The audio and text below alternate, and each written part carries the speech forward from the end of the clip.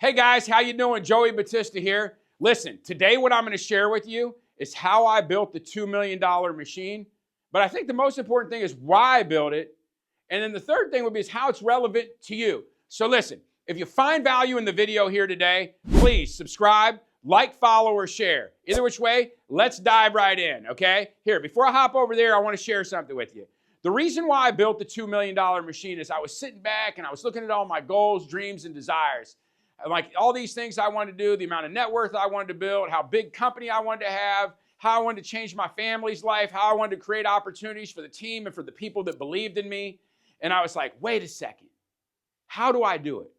I was like, well, I first need a vehicle to get there, right? And it's funny, I was having a conversation with a gentleman. I was in Dubai last week, and I was having a conversation with him. He's like, man, it's so hard. And this is what inspired this video. So if you're watching, this one's for you, buddy. He's like, man, it's really hard to get money to do commercial real estate deals. Well, that told me right then and there that commercial real estate, he wasn't an established commercial real estate guy and or he didn't have another business. I didn't need to ask any further, right? And the thing is sure, we can buy real estate and there's all these other things we can do. But I'm always a big fan of making money on cheap debt. And the thing is, I always want to have control of my own deals. And even when I seek out a partner, I want to show up standing tall. I don't want to show up hat in hand. I want to always lead the deal, right? I want to create the opportunity. I want to bring the opportunity. I want it to be the absolute best for everyone involved, including my team, my family, my team. I take the lead on managing my family's assets. I take the lead on creating opportunities. Hey guys, what gets measured gets scaled. Listen, everybody knows one of the most common problems for an entrepreneur. They just don't know their numbers. So what I did is I created a CEO dashboard to help you out on your journey. Go ahead and click the link below and it's yours absolutely free. Now let's get back to the video. For my team and for my family, and I take great pride in that. And I'm going to tell you right now, this is exactly essential. So that $2 million machine, you know, hey, it could be a $10 million machine, but here's the thing, in order to get to 10 million, you got to get to 1 million, right? But this is my story and what worked for me and what I use to this day and how I stay bankable and how I'm able to take down massive acquisitions. There's a lot of people out there on the internet that are going to talk about their big exits. You're not going to find a lot of people out there that are talking about taking down 20 or $30 million acquisitions. And if you ever have a hope, goal, dream, or desire to do it, this is one of these things that you're going to want to learn. So here we go. First thing is, I got to be able to count it.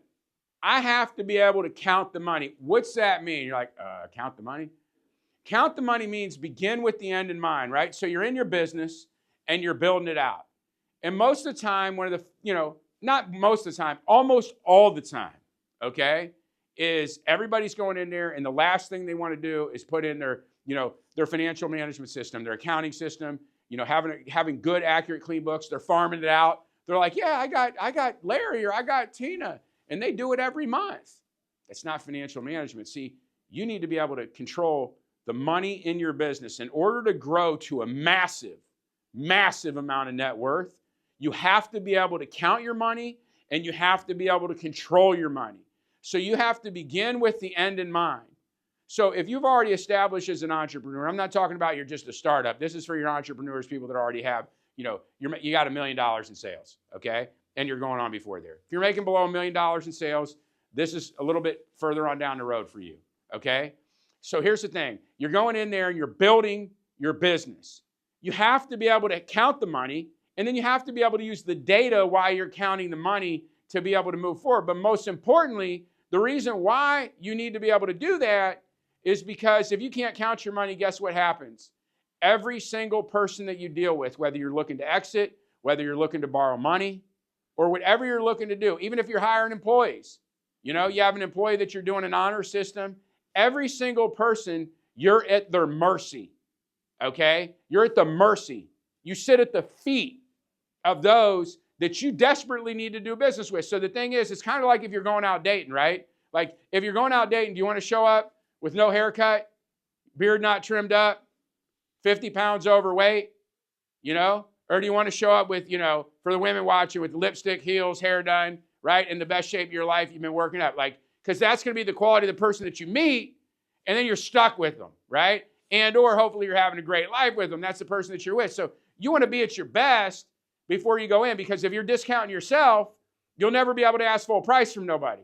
So that's why I share this vitally important message. This is why you have to be able to count your money first. So when you show up and business goes into play and the smacks start going across the table, you can stand tall knowing that you're operating at a level. So here's the thing. Get your financial management right. Get your accounting in there. The second thing is you got to be able to make the money. You have to become obsessed. Now, if you have financial management, you're looking at your numbers, you begin to know what works and what don't work. You have control, you have internal control, nobody's stealing, the money's coming in. You know what's working and not working at this point because you're paying attention to your money. You're counting your money. So you know what's working and not working. So now you go in and you blast your sales up, right? Because you have control of the money. Because what will happen is if you disregard the first one, you're like, I need to grow, I need to grow, I need to grow. Well, the biggest opportunity representative of you at that exact moment is counting your own money. Because you may be losing $300,000, $400,000 a year just by mismanaging stuff, not knowing what's going on. So your actual next level of growth, your next level of business is actually learning to count money you're already making. So before we go outward and look for growth, or before we look for acquisitions, or we look for whatever the case may be, we always want to go ahead and make sure we're optimizing the current business. So that's the other one. So you're making the money, as we're talking about, we're making the money. How are you going to do it? You got to figure out how to boost your sales, whatever that may be for your respective industry, but that needs to be your focus. I'm not going to dive into that deep. That's another conversation for another day. But what does matter is when you're building this $2 million machine, you're going to have to learn to sell, because we're going to get to why you're doing the $2 million machine at the end. Stick with me. Stick to the end. I'm going to share it with you. Now you got to optimize it. You already got your sales. You got your accounting in place. Now you got to optimize it. Now you need to go ahead and you need to evaluate the productivity of every employee and every single thing that's going on.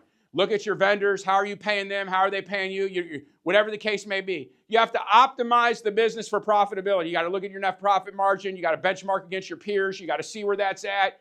Are you doing what you're supposed to be doing? And you optimize the business. So now you have this machine. And what you do is you take this machine, you put it to work for you. Okay? And the work is cheap bank debt, because now you can buy anything you want in the world.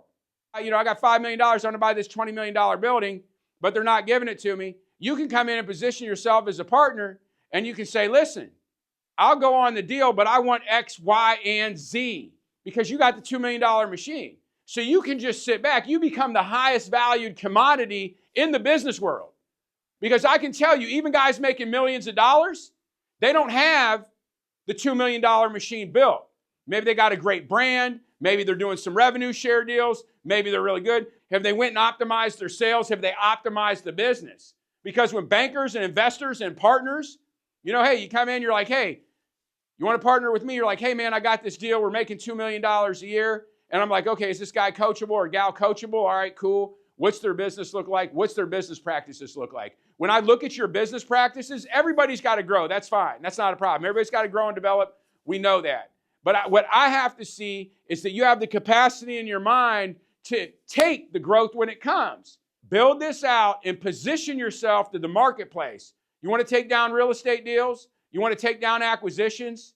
You want to be able to be a partner? People come in there. Once people know that you have this level, be able to go to the bank when somebody comes in, they're like, well, I'm going to go ahead. I'm going to do this. I'm going to raise $10 million. And you're like, well, what are you going to get? They're like, oh, well, there's 15% return.